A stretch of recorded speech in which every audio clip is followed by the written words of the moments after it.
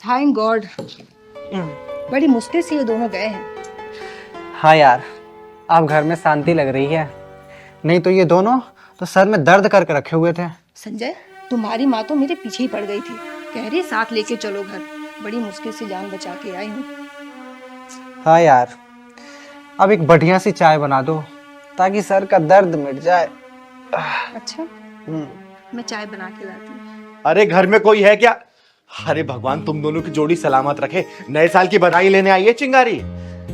हाँ हाँ, आइए ना, आपका कदम तो बहुत शुभ है हमारे लिए। और वैसे भी हम लोग बहुत खुश हैं आज। बहुत से ऐसे कम घर देखे मैंने जहाँ पे ऐसे खुशियां दिखती हैं। बात ही इतनी खुशी की है कि छुपाई नहीं जा रही मुझसे। फिर तो चिंगारी मुंह मांगी बधाई लेके जाएगी। हाँ, लेकिन ये तो बताओ बात कौन सी है खुशी वाली, मैं भी तो जानूं। वो कह रहा हम लोग बहुत परेशान थे। किससे परेशान थे भाई, ये बताओ जरा। अरे अपने माँ बाप से परेशान थे यार। दोनों से परेशान हो गए थे, झूठ बोलकर बहाने बनाकर वृद्धाश्रम में छोड़कर आई हूँ। बुढ़िया तो पीछे पड़ गई थी, साथ लेके चल। बड़ी मुश्किल से पीछा छुड़ाई हूँ। हाँ दीदी, अभी जाके मन में और घर में शांति आई है। रोज की किचकिच, यहाँ मत जा, ये मत कर, वो मत कर। बाप रे बाप, इतना परेशान।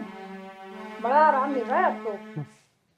हाँ दीदी, इनमें उनका कोई कसूर नहीं है। बुढ़ापे में सबका दिमाग सठिया जाता है, उनका दिमाग भी रेगिस्तान हो गया है। ओए, उम्र के इस पड़ाव में सबको उस तपते रेगिस्तान से गुजरना पड़ता है।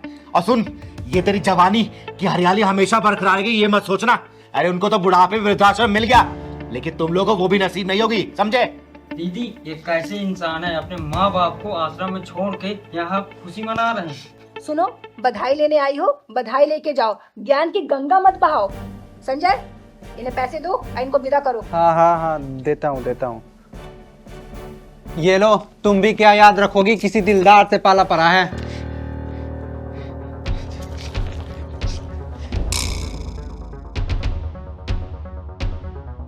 तेरे जैसे दलित भिखारियों से बधाई लेके मुझे नरक में नहीं जाना।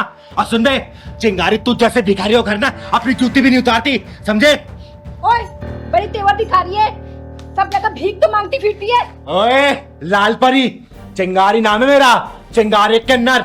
और चिंगारी किन्नर चाहे ना घर के साथ साथ तुम दोनों को भी खरीद सकती है, समझे? और वो हर इंसान और हर औलाद दुश्मन है जो माँ बाप की सेवा नहीं करता, उनकी इज्जत नहीं करता। अरे जिस माँ बाप ने तुझे पैदा किया, पाला पोसा, बड़ा किया, हर वो चीज खिलाई जिससे तुम्हारा शरीर चल सके, उन्हीं माँ बाप को तुम लोग वृद्धाश्रम छोड़ के यहाँ खुशियां मना रहे हो। और तू बे ओए, जब तुझे डोली से उतारा होगा ना उस औरत ने, तो कितनी खुश हुई होगी, हर मोहल्ले में मिठाई बंटवाई होगी, नाची होगी, गाई होगी। उसको क्या पता था कि वही उसकी बहू उसके लिए काल कोठरी का इंतजाम कर रही है। याद रखना, एक दिन तुम दोनों भी सास ससुर बनोगे। और दुनिया बहुत गोल है, आज जो तुम अपने माँ बाप के साथ तुम लोगों ने किया है ना, याद रखना वो कल तुम लोग की औलाद तुम्हारे साथ करेगी, तब तुम्हारी अकल ठिकाने आएगी। सॉरी चिंगारी दीदी, हमसे बहुत बड़ी गलती हो गई। आपकी बातों से ये एहसास हुआ कि हम बहुत बड़ी भूल कर रहे थे। जो पेड़ फल देना बंद कर दे और उसकी छाया हमेशा बरकरार रहती है, ये हमें एहसास हो गया। माफ कर दो चिंगारी दीदी, मैं भूल गया था कि घर में बुजुर्गों का होना भगवान का एहसास दिलाता है। अरे थोड़ी सी भी गैरत है ना, तो जाके उनको वृद्धाश्रम से वापस लेके आओ और माफी मांगो उनसे, और जिंदगी भर उनकी सेवा करो, समझे? चल पहलवान।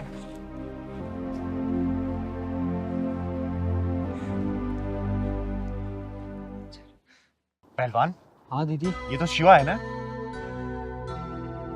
जो सोसाइटी के बाहर वाले फ्लैट में अपनी पत्नी के साथ रहता है? हाँ दीदी, लग तो रहा, लेकिन ये जंगल की ओर क्यों जा रहा है?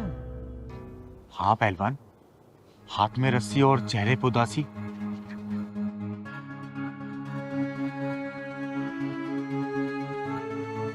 चल तो, कहीं इससे पहले कुछ अनहोनी ना हो जाए।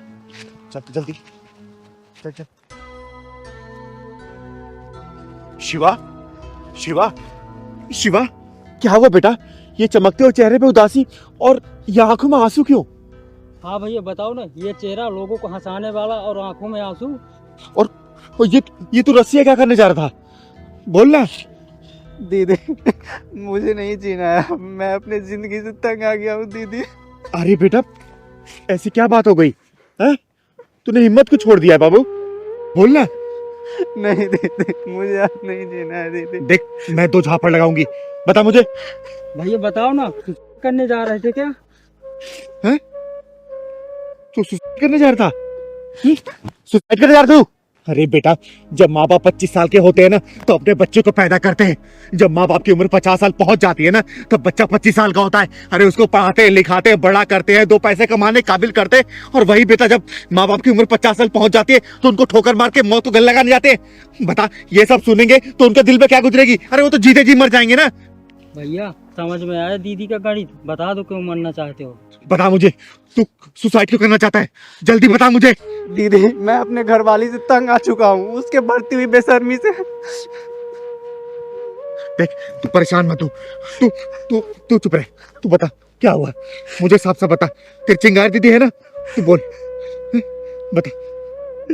दीदी, मुझे नहीं जीना है अब। देख शिवा, ऐसे नहीं बोलते हैं। भगवान ने जिंदगी दी है ना, तो मुसीबतों से सामना करना चाहिए। ऐसे बुजदिलों की तरफ सुसाइड नहीं किया जाता। और तुझे बात तो बता, क्या बात हुई है? मैं हूं ना, हर मुसीबत से तुझे निकाल के दम लूंगी। तू बता मुझे क्या बात है। दीदी, मैं अपने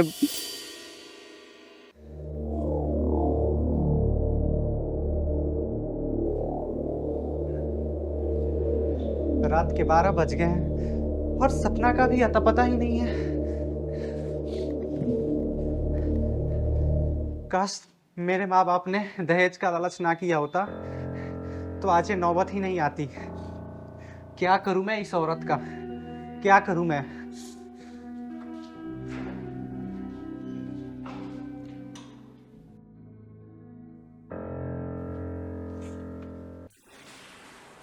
अरे शिवा, तुम अभी तक सोए नहीं? जिसकी बीवी रात रात भर बाहर है, उसके पति को नींद कैसे आ सकती है? तो एक काम करो, नींद की गोली खा के आराम से सो जाया करो, क्योंकि तुम्हारी जो ये बीबी है ना, वो तो सुधरने वाली है नहीं। देखो सपना, मेरी शराफत का फायदा मत उठाओ। क्या करोगे? मुझ पे चिल्लाओगे, मारोगे, घर से निकालोगे? देखो मिस्टर, तुम जो ये गलत फहमी पाल रखे हो ना कि मुझे कंट्रोल कर लोगे, उसके बारे में सोचना भी मत। आखिर तुम क्या चाहती हो? मैं आजादी चाहती हूँ, आजादी। इस घर से, तुमसे, इस रीति रिवाज से, इस परंपराओं से मैं थक गई हूँ। जब आजादी ही चाहिए थी तो क्यों की मुझसे शादी? अच्छे खासे जिंदगी में जहर घोल दिया मेरे। ये शादी एक समझौता है, एक सौदा, जो मेरे माँ बाप ने तुम्हारे माँ बाप से किया था, पूरे 50 लाख रुपए में। 50 लाख रुपए में उन्होंने एक खिलौना खरीद के दिया था मुझे, जिससे मेरा मन भर गया है।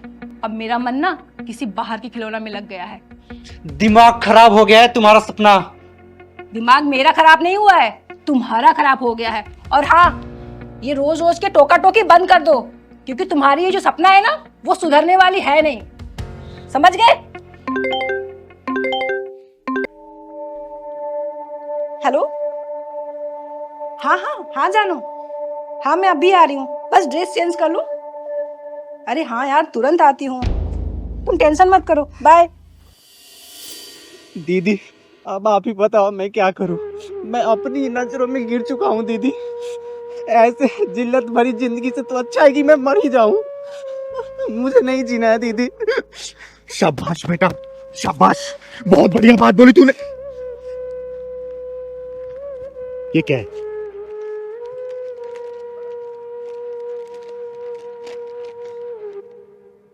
मैं अपनी जिंदगी से तंग आ चुका हूँ।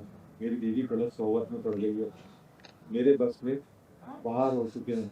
उसके बाहरी लोग से नाजायज संबंध है। मैं अपनी बीवी को बेवफाई के कारण आत्महत्या करने जा रहा हूँ।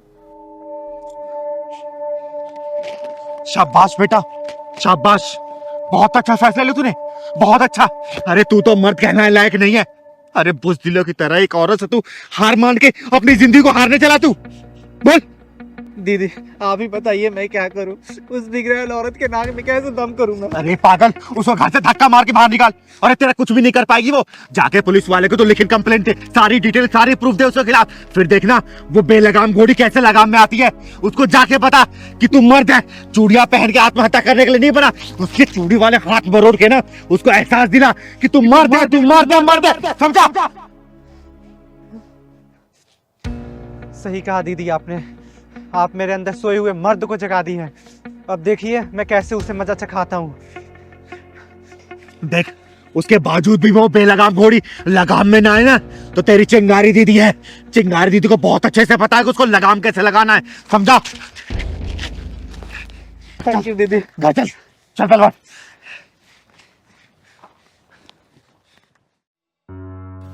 नमस्ते दीदी। नमस्ते। नमस्ते। क्या बात है, मुझे इतनी अचानक क्यों बुलाया? किसी काम से मैं जा रही थी, लेकिन फिर सोचा कि समाज के काम सबसे पहले है, मेरा काम तो बाद में होता रहेगा। बताओ क्यों बुलाया? क्या है ना दीदी, मैं ना अपने घर वालों से परेशान हो गई हूँ और हम लोग यहाँ रहना नहीं चाहते। परेशान हो गई हूँ, रहना नहीं चाहते? क्या मतलब? अब क्या बताऊँ दीदी, ये जो मेरी जेठानी जी है ना, वो मुझे पसंद नहीं करती। वो मेरे खिलाफ मेरी सास के कान भरती रहती है।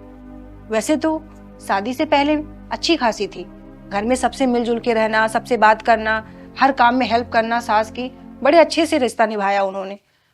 पता नहीं हमारी शादी के बाद उनको मुझसे पता नहीं क्या प्रॉब्लम है, उनको क्या दिक्कत है, कुछ नहीं कहती, बस मेरे खिलाफ मेरी सास के कान भरती है और मेरी सास मुझसे नफरत करती है। देख सीमा, जितना मैं तुम्हारे सास ससुर को जानती हूँ ना, पूरे मोहल्ले में सबसे अच्छा परिवार गिना जाता है ये। और तेरी जेठानी से भी मैं मिल चुकी हूँ, कितनी बार मैं तो इस घर में आई हूँ, और देखी हूँ, ऐसी तो नहीं लगती मुझे वो। क्या है ना दीदी, दूर के ढोल बड़ा सुहावा लगता है, वही हाल है हमारे दीदी जी का। देख सीमा, मुझे लगता है तुम दोनों कोई गलतफहमी हुई है। नहीं नहीं दीदी, सीमा सही बोल रही है। अच्छा एक बात बताओ, तुम लोग के यहाँ नहीं रहने की एक कोई खास वजह है कोई? सबसे बड़ी खास वजह ये है दीदी, आपसी तालमेल। हमारी आपसी तालमेल ही नहीं बैठती, ये घर कभी एक हो ही नहीं सकता। देख सीमा, तेरी शादी को हुए अभी 1.5 साल हुए, ठीक है, और वो यहाँ पे 8 साल से रह रही है। 8 साल से इस घर की सेवा कर रही है। पहले ये जो घर इतना बड़ा दिख रहा है ना, इतना था नहीं, एक छोटी मोटी टूटी फूटी झोपड़ी थी, लेकिन उसी औरत ने इस घर को सजा के इतना बड़ा किया है। तो ऐसे मत बोल, कोई गलतफहमी हुई होगी तुझे। माना दीदी कि 8 साल से इस घर को उन्होंने सजा के रखा, लेकिन 1.5 साल से जब से मैं यहाँ आई हूँ मुझसे नफरत करती है वो। कोई तो ऐसी वजह है, ना वो बताती है ना कहती है, कुछ नहीं समझ में आता दीदी। देख सीमा, परेशान मत हो, ठीक है ना? और देख, वो तेरी जेठानी है, जेठानी एक बड़ी बहन जैसी होती है, तो उससे छोटी है, देवरानी है तू उसकी। अगर ठीक है, अगर मुझे देख, जहां तक मुझे पता है, घर परिवार के जो मसले लड़ाई झगड़े के होते हैं ना, वो सिर्फ काम काज को लेके होते हैं। और ठीक है, वो बड़ी है, देख उसने 8 साल इस घर में काम किया है, सास ससुर की सेवा की है। तेरे आने के बाद उसकी भी तो कुछ उम्मीद होगी ना कि मेरी देवरानी आई तो मेरा हाथ बटाएगी, थोड़ा सा मुझे काम से रिलैक्स मिलेगा। तो 2% तू ज्यादा काम उससे कर लेगी तो क्या बुरा है?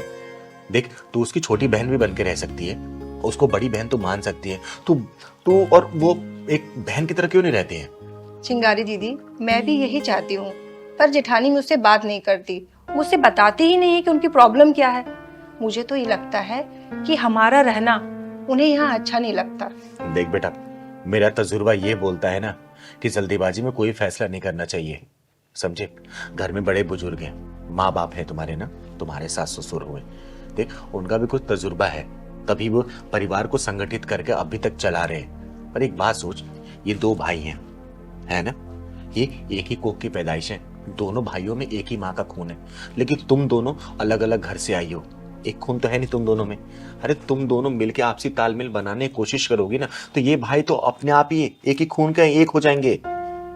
तुम लोग कम से कम कोशिश करो बैठ के बात करने के लिए कि प्रॉब्लम क्या है।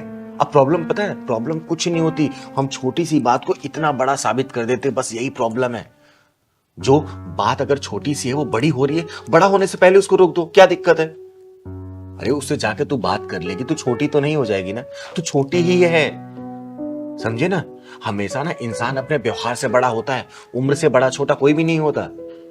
देख, और तुझे लगता है ना कि उसमें कोई गलती है तो तू जाके बता दे, क्या दिक्कत है? अरे लड़ने झगड़ने से बढ़िया है ना हम एक दूसरे गलतियां बताएं, गलतियां बताने से ही तो इंसान गलतियां अपनी सुधारता है ना, है? अगर तुम दोनों आपसी तालमेल बना के रखोगे, तुम्हारे सास ससुर को कुछ भी पता नहीं चलेगा क्या चल रहा है तुम दोनों के बीच में। तुम दोनों एक दूसरे से बात नहीं करोगे, एक दूसरे के पास बैठोगे नहीं, एक दूसरे के साथ वक्त नहीं गुजारोगे, तो यार पूरा घर परिवार ना टेंशन के माहौल में जिएगा। अरे एक बात बता, मान ले तू चली गई, अकेले रहने लग गए तुम दोनों, इसकी सैलरी कितनी है? 25,000 रुपए ना। तुझे लगता है 25,000 में पूरा घर का खर्चा चला सकता है, सेविंग कर सकता है? नहीं बेटा, आज के समय में 25,000 में कुछ भी नहीं होता है। तो जोश में आके कोई भी फैसला मत लो, समझे इस बात को। हमेशा ना ठोक बजा के कोई डिसीजन लेना चाहिए। ये नहीं कि घर में लड़ाई हो गई, तू मैं हो गए, बर्तन बच गए तो हम यहाँ से चले जाते हैं। चले जाना ही कोई सॉल्यूशन नहीं होता। और अगर जाना होता सबसे पहले तुम्हारे सास ससुर को यहाँ से जाना चाहिए ना। वो तो अपने कर्तव्य मुक्त हो गए, दोनों बच्चों की शादी कर दी, दोनों बच्चों के बहुएं लेके आ गए घर में। अब बताओ, अरे तुम लोग की चिक चिक से वो भी तो परेशान हो रहे होंगे ना। एक बात हो, बुढ़ापे में उनकी क्या गलती है? कल को तुम भी बड़े होगे, तुम्हारे बच्चे होंगे, घर परिवार बढ़ेगा। अब ये सब चीजें होती रहेंगी तो हर परिवार एक एक बंदा अपना परिवार लेकर अलग हो जाएगा। ये कोई सोल्यूशन नहीं होता है बेटा। और तू तो समझदार है ना, देख तेरी 1.5 साल हो गई शादी, तू इस घर की पैदाइश है, तू छोटे से इतना बड़ा हुआ है, तू अपने भाई को जानता है, अपने माँ बाप को जानता है, अपनी भाभी को अच्छे से जानता है। ये तो कम जानती है ना, ये तो अभी 1.5 साल से आई है। तू समझा इसको, बता इसको तेरी भाभी ने कितना सेक्रीफाइस किया तेरे लिए, तेरे माँ बाप ने कितना किया, तेरे भैया ने तेरे पढ़ाई लिखाई में कितना खर्चा किया है। अब इस तरीके से अलग हो जाओगे तो तुम्हारे माँ बाप की क्या बीतेगी? कभी सोचा बेटा? कोई भी डिसीजन लेने पहले एहसास करो कि हम उस सिचुएशन में खुद को रख के अपने आप को कंसीडर करो कि हम उस सिचुएशन में होते तो हमें कैसा लगेगा। छोटी मोटी लड़ाइयां ना बातों से सुलझ जाती है। एक कहावत सुनी है ना, बड़े बड़े युद्ध टेबल पे बैठ के फैसले ले जाते उसके, मतलब वार्ताएं से ही कोई चीजों का सोल्यूशन निकलता है। सही बात है दीदी। समझे इस बात को? तो ये सब चीजें मत करो। और ऐसी बात है तो मैं तुम्हारी जेठानी से भी बात करूंगी, ठीक है ना? परेशान मत रहा करो। अरे कोई गलती होती तो तुरंत जाकर सॉरी बोल दो, क्या दिक्कत है? सॉरी बोलने से कोई छोटा नहीं होता है, उसका औहदा और बड़ा हो जाता है। ये मत सोचो कि नहीं भी हमने गलती नहीं की है तो भाई क्या सॉरी क्यों बोले।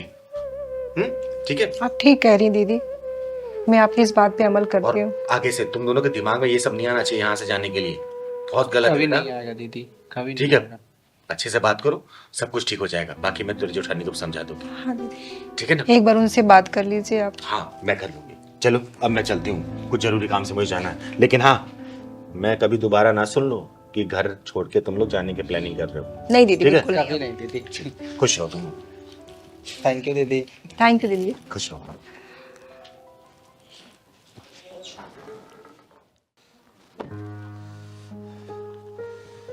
पहलवान, हाँ दीदी। इस बार की सर्दी ने तो आतंक मचा रखा है।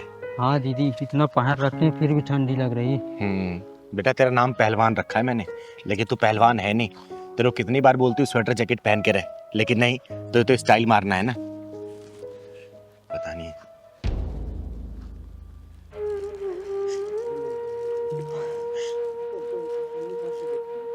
पहलवान, हाँ दीदी। इस औरत को देखना, ठंड में कैसे ठिठुर रही है। हाँ दीदी, और गर्म कपड़े भी तो नहीं पहन रखा और पानी में काम कर रही है। चल तो चलते हैं, अगर उसके पास कपड़े नहीं होंगे तो कपड़े दिला देंगे उसको। चल तो। अरे माँ जी, आप ठंड में कितनी कांप रही हैं, ऊपर से पानी ये काम कर रही हैं। कोई स्वेटर जैकेट पहन लिया होता आपने। पहलवान, जा जाके मोटर बंद करके आ तो। अब इसको दीजिए।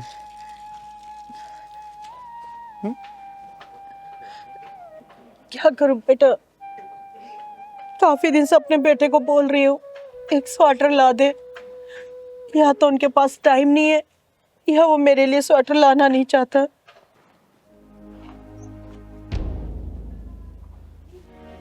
अरे माँ जी, 2 घंटे हो गए हैं, आपसे अब तक पौधों में पानी नहीं डाला गया। मैंने कपड़े धो दिए, वो सुखा दीजिए। सुखा दूंगी बेटा, चाय पीने के बाद। चाय पी के? माँ जी, आप ना धीरे धीरे कामचोर होती जा रही हैं। और ये कौन नमूना है, किससे बात कर रही हैं आप? बेटा मैंने नहीं बुलाया, ये मुझे इस हालत में देख के खुद चली आई। हालत को? क्या हो गया आपकी हालत को? इतनी भली चंगी तो है आप, क्या हो गया? ओए नागफनी की औलाद, खुद तो तूने इतने कपड़े पहने हुए और इनको बिना कपड़े के पानी काम करवा रही है। अरे थोड़ी सी शर्म होती ना तो इनको भी गर्म कपड़े दे देती तू, समझी? क्या हो गया, तू शोर मचा रखा है? देखिए ना, आपकी परम पूज्य माता जी ने हमारी इज्जत का फालूदा बना रखा है, और वो भी उसके सामने जो ना 3 में है और ना 13 में। अरे भाई, क्या लेने आए हो यहाँ? ना तो यहाँ किसी की शादी हुई है और ना ही कोई बेटा पैदा हुआ है। यही आप? नहीं सम्मान बेटा, किन्नरों से ना ऐसे बेअदबी से बात नहीं करते हैं। क्या कहा माँ जी? सम्मान नाम है इसका? हाँ, क्यों, कोई प्रॉब्लम है तुझे मेरे नाम से? ओए बेशरम इंसान, तुम दोनों ने इतने मोटे मोटे कपड़े पहने हुए हैं और अपनी माँ को इस हालत में रखा है। तुम कौन होती हो हमारे घर के बीच में दखल देने वाली? चिंगारे चिंगारे किन्नर नाम है मेरा, और तुम जैसे को सबक सिखाने का काम करती हूँ। खुद तो ठंड में इतने मोटे मोटे कपड़े पहने, क्या इनको सर्दी नहीं लग रही होगी? बोलो। माँ जी ये लो, आप शॉल ओढ़ो।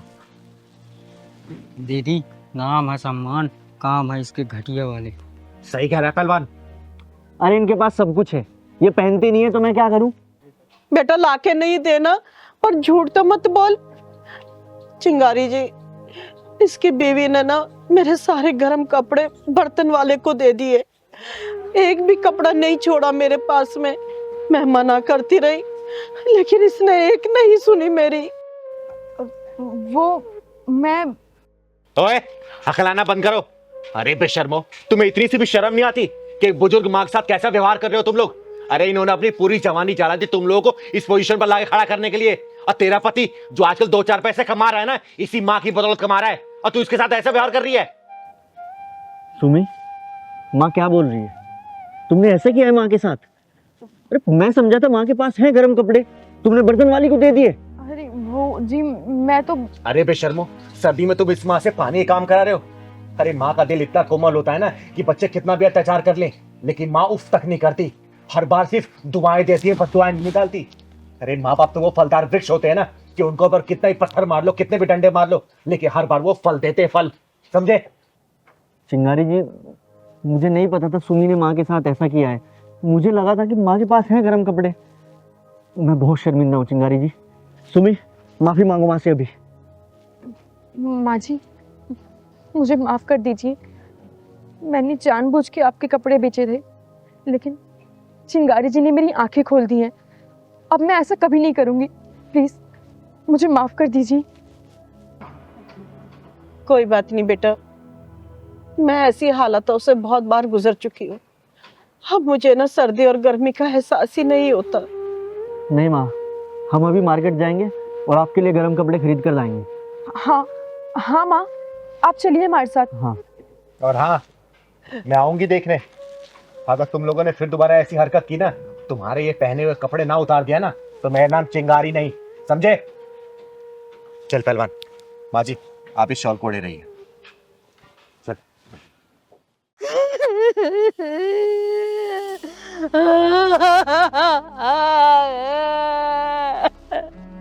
जन्म जन्म का साथ निभाने का वादा किया था, बीच राह में अकेली छोड़कर चले गए रे। शीला जी चुप हो जाइए। कैसे चुप हो जाऊं? बड़ा पूरा परिवार था हमारा, 2 बेटे 2 बेटियां, आज कंधा देने वाला कोई नहीं है रे। शीला जी, रिश्तों का महत्व सिर्फ हिंदुस्तान की जमी पे ही है। जैसे हिंदुस्तान की सरहद पार होती है ना, वहां पे खून और रिश्ते बदल जाते हैं। सिर्फ हमारा हिंदुस्तान ही है और यहाँ की जमी है जहाँ पे रिश्तों का महत्व है। अब इनको ले जाने दीजिए। पहलवान, जा 2-4 लोगों को और बुला के लेके चलते हैं इनको। अरे अरे अरे अरे, ऐसे कैसे लेके चले जाओगे बेदी साहब को यहाँ से?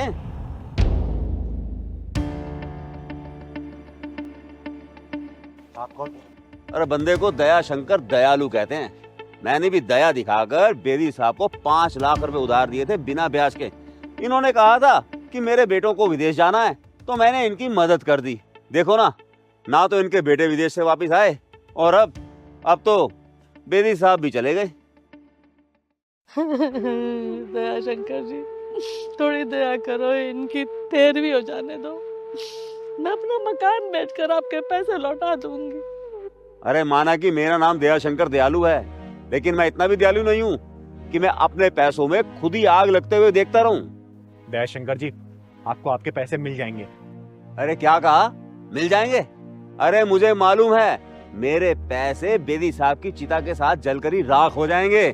पहले मुझे मेरे पैसे चाहिए, फिर इनकी अर्थी को हाथ लगाना, फिर लेके जाना इनको, समझे?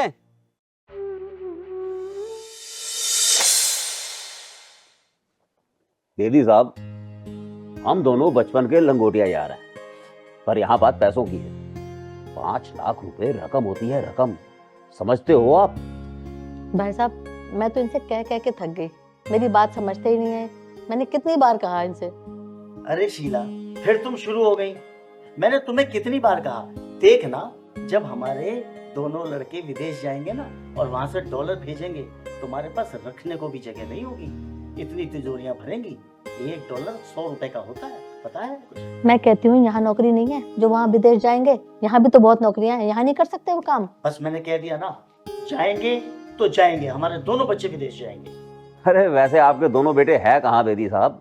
अरे आपको तो पता ही है, मेरी दोनों बेटियां तो कनाडा में हैं और ये दोनों के दोनों जाने के लिए तैयारी करके घूम रहे हैं। आज परचेजिंग करने बाजार गए हैं। बस आप तो शाम तक पैसे का जुगाड़ कर दीजिए ताकि मैं इनको आराम से भेज सकूं। अरे बेदी साहब, पैसे आप चाहे जितने मर्जी ले लो मुझसे, लेकिन एक बात का ध्यान रखना, ये पैसे मैं आपको दे रहा हूं और आपसे ही वापस लूंगा, आपके बेटों से नहीं। क्योंकि मुझे मालूम है, पंछी एक बार डाल से उड़ जाए ना तो उस डाल पर वापस नहीं आता। भाई साहब, इनकी तो मति मारी गई है जो बच्चों को बाहर भेज रहे हैं। मैं कहती हूँ कि हमारे देश में कम नौकरियां हैं जो बच्चों को बाहर भेजना पड़े कर्जा लेकर। ये तो मानते ही नहीं है मेरी बात।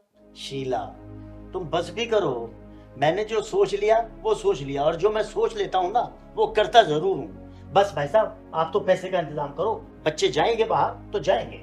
ठीक है बेदी साहब, आप इतनी जिद कर रहे हैं तो मैं शाम को आपको पैसे दे जाऊंगा। ये बात अलग है, दोस्ती के नाते मैं उन पैसों का ब्याज नहीं लूंगा आपसे, लेकिन असल तो देना पड़ेगा आपको। वो तो दिया ही जाएगा। भेजो भेजो बच्चों को कर्जा लेकर विदेश। मैं कहती हूँ भेजो, फिर बाद में भरते रहना जिंदगी भर। मेरी तो कोई सुनता ही नहीं है, मेरी तो कभी तुमने सुनी ही नहीं आज तक। अरे शीला, बैठो तो सही, खाम खाई नाराज होती हो। अरे बेदी साहब, कूल डाउन कूल डाउन, कोई बात नहीं। औरतों का काम ही यही होता है, बिना मतलब के बस सुनाते रहना। भाई साहब, बच्चे विदेश जाएंगे, कुछ करेंगे, सारी दुनिया नहीं जा रही क्या? और जब आपकी जैसी मदद मिल रही है फिर क्या दिक्कत है? समझते नहीं ये बात को। दयाशंकर जी, मैं आपके आगे हाथ जोड़ती हूँ, इनकी मिट्टी की इज्जत मिट्टी में मत मिलाओ। मैं जैसे ही इनके संस्कार पूरे होंगे अपना घर बेच के आपके सारे पैसे वापस नहीं शीला जी, दूंगी। ये चिंगारी आपका घर नहीं बिकने देगी। मैं बेदी साहब की बहुत इज्जत करती हूँ। दयाशंकर जी, मेरी बात का विश्वास करिए, शमशान घाट से वापस आते ही ना चिंगारी आपको पूरे पैसे दे देगी। मर्दों की जुबान पर भरोसा नहीं रहा, तुम तो फिर भी एक किन्नर हो। जयशंकर जी, आप इनका भरोसा कीजिए, आके दे देंगे आपको पैसे। आप थोड़ा सा वेट कीजिए, ये कहीं नहीं जाने वाले हैं। अरे कैसे दे देंगी? मुझे मेरे पहले पैसे चाहिए, फिर जाएगी अर्थी यहाँ से, समझे? वेट कीजिए और इंसानियत का थोड़ा फर्ज निभाइए। अरे क्या इंसानियत दिखाऊं? अरे पैसों का काम तो पैसों से होगा ना। 5 लाख रुपए दिए थे बिना ब्याज के। अरे अपने पैसे वापस ना लूं क्या? जाने दो इनकी अर्थी। सेठ जी, चिंगारी नाम है मेरा, चिंगारी किन्नर, और चिंगारी किन्नर की जुबान पत्थर की लकीर होती है। और मैं ये भी जानती हूँ कि आप और बेदी साहब पक्के दोस्त थे। रही 5 लाख की बात ना, मैं 5 लाख की जगह 10 लाख रुपए आपको दूंगी। लेकिन ये आप सोचिए, इनकी अर्थी के ऊपर आप 10 लाख रुपए जो गिनेंगे, आपकी इज्जत क्या रह जाएगी? अरे अपनी इज्जत की अर्थी आप उठवाएंगे, सोच लीजिए अभी, वरना पैसे मंगवाती हूँ अभी। पहलवान जा, पैसे लेके आ जल्दी, क्योंकि बेदी साहब की अर्थी रोकने की हिम्मत किसी भी दौलतमंद इंसान की नहीं है। जा तू लेके आ। ठीक है दीदी, मैं 15 मिनट में आ रहा हूँ लेकर। एक मिनट, मुझे माफ कर देना चिंगारी जी, मुझे अपनी गलती का एहसास हो गया है। मुझे नहीं मालूम था कि पैसे की अहमियत इंसान के मरने के बाद उसके साथ ही चली जाती है, और इंसान मर जाए ना तो करोड़ों रुपए यहाँ धरे के धरे रह जाते हैं, फिर उसको कोई नहीं पूछता। अरे भाई साहब रुकिए, मैं नहीं चाहती हूँ कि मेरे पति की आत्मा कर्ज के बोझ से दबी रहे। मेरे पति ने एक 10 करोड़ का मकान बनाया है, मैं कर्जा अदा करके दूंगी। मेरे बच्चे नहीं है तो क्या हुआ, मैं अपना फर्ज पूरा करूंगी। भाई साहब मुझे माफ कर दीजिए बहन जी, मुझसे बहुत बड़ी गलती हो गई, माफ कर दो चिंगारी जी। मैं पैसों के लालच में अंधा हो गया था, अब मैं दोस्ती का फर्ज निभाऊंगा। चलो चलो चलो भाइयों, चलो ले चलो, बेदी साहब की अर्थी को ले चलो। आओ। आप पहलवान हाथ लगाओ, लगाइए, आप लोग हाथ लगाइए।